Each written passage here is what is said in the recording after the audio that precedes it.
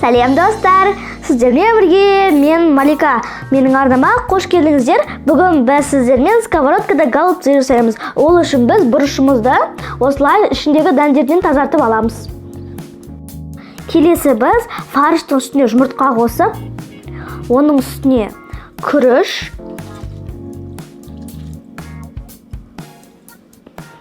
енді дәміне қарай тұз, сосын бұрыш қосамыз.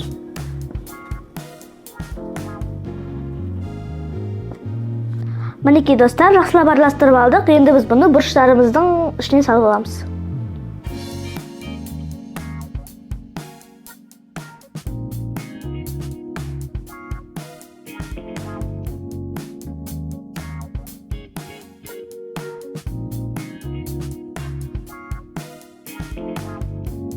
Мінекей достар, бұрыштарды дайындап алдық. Енді біз оның зажаркасын жасап аламыз.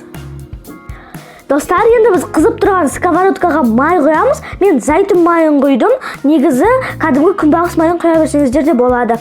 Енді біз оның үстіне сәбіз бен пияз саламыз.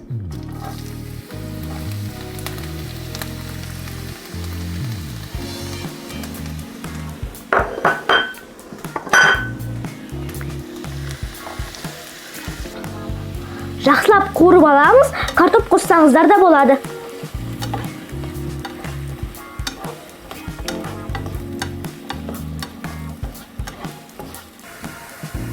Мінекей осылай әдемі қуырылып жатыр. Енді біз оның үстіне томат қосамыз да тағы да кішкене қуырып аламыз.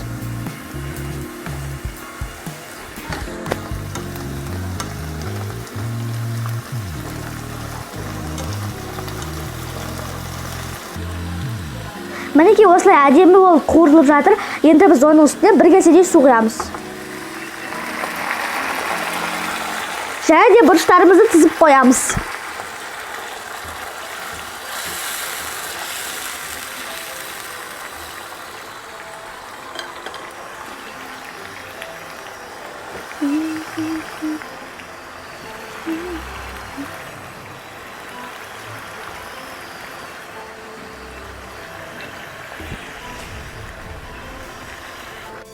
Мінекей осылайша бәрін салып алдық. Енді біз оның үстіне тағы да су құямыз.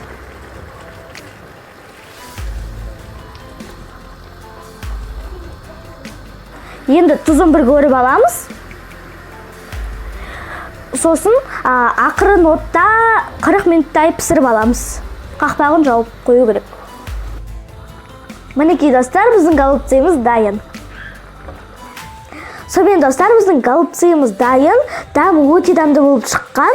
Міндетті түрде жасап көріңіздер, өкінбейсіздер. Сонымен қатар менің арнама тіркеліп кетуді ұмытпаңыздар. Өзіңізге керекті тамақтың түрін міндетті түрде табасыздар. Егер де сіздерге рецепт ұнаса, лайк басып кетуді ұмытпаңыз.